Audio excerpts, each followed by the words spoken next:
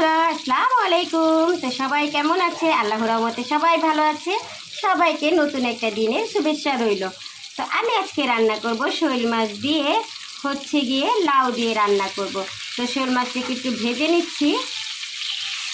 শোল মাছটাকে আমি ভালো করে ধুয়ে পরিষ্কার করে তারপর গিয়ে একটু হলুদের গুঁড়া, একটু মরিচের গুঁড়া আর একটু লবণ দিয়ে মাছটাকে একটু ভেজে নিচ্ছি।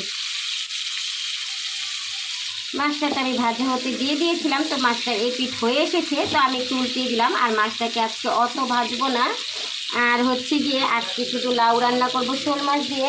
আর এখানে কালকে মুরগির মাংস রান্না করেছিলাম, তো সেইটা আছে। তো সেই মুরগির মাংসটা একটু গরম বসিয়ে দিলাম।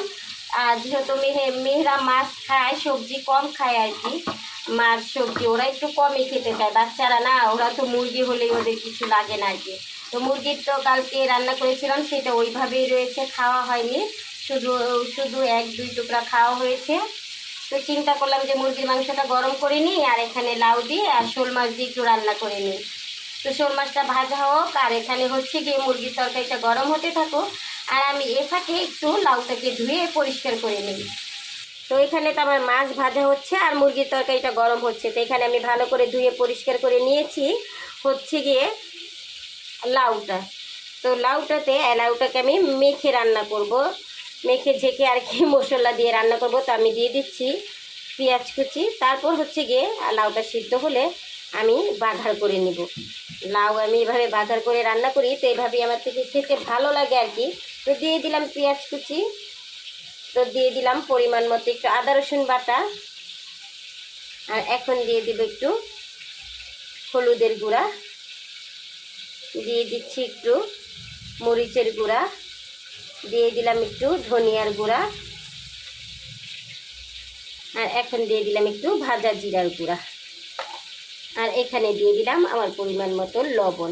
তো এটাকে আমি ভালো করে একটু হাত দিয়ে কোনো রকম করে ভালো করে একটু মেখে নিব। অত মাখতে হবে না, চুলাতে বসিয়ে দিলে এমনিতেই লাউতে পানি উঠে যায়, তো ওইভাবেই হয়ে যাবে লাউটা সিদ্ধ। আর মাছ তো ভাজা হচ্ছে, তো লাউটা সিদ্ধ হওয়ার পর আমি লাউটাকে বাঘার করে নেব। তো একটু লাউটাকে একটু মেখে নিই। তো এখানে তো আমার লাউ মাখা কমপ্লিট। তো আমি হাতটা ধুয়ে সামান্য একটু পানি দিয়ে দিয়েছি। আর এখানে গিয়ে কেটে নিয়েছি ধনিয়া পাতা আর টমেটো। তো লাউয়ে আমি একটু টমেটো দেই, আর গিয়ে এখানে পেঁয়াজ কুচি আর রসুন কুচি রেখে দিয়েছি বাঘার করার জন্য। তো লাউটা একটু সিদ্ধ হয়ে আসলে তারপর গিয়ে আমি টমেটোটা দিয়ে দিব, আর বাঘারের পর আমি ধনিয়া পাতাটা দিয়ে দিব। তো মাছটা তো হয়ে ভাজা শেষ, তো মাছটাকে এখন আমি নামিয়ে নিব আর লাউটাকে বসিয়ে দিব। তো এইখানে তো মাছটা ভাজা শেষ, তো মাছটাকে আমি নামিয়ে নিচ্ছি, আর লাউটাকে আমি একটু জালটা বাড়িয়ে বসিয়ে দিলাম। আর এখন একটু ঢেকে দিব, লাউটা একটু হালকা একটু সিদ্ধ হলে তারপর আমি মাছটাকে দিয়ে দিব। তো এখানে মুরগিটাও গরম হতে দিয়েছিলাম, তো মুরগিটাকে একটু নেড়ে একটু ভালো করে নেড়ে চেড়ে গরম করে নেই। আর গিয়ে ওইখানে আমার লাউটাও সিদ্ধ হোক, লাউটাকে ঢেকে দিয়েছি। তো সিদ্ধ হয়ে পানি উঠে এসেছিল, তো আমি মাছটা দিয়ে দিয়েছি। তো লাউটা আমার সিদ্ধ হয়ে এসেছে, তো এখন আমি টমেটোটা দিয়ে দিব।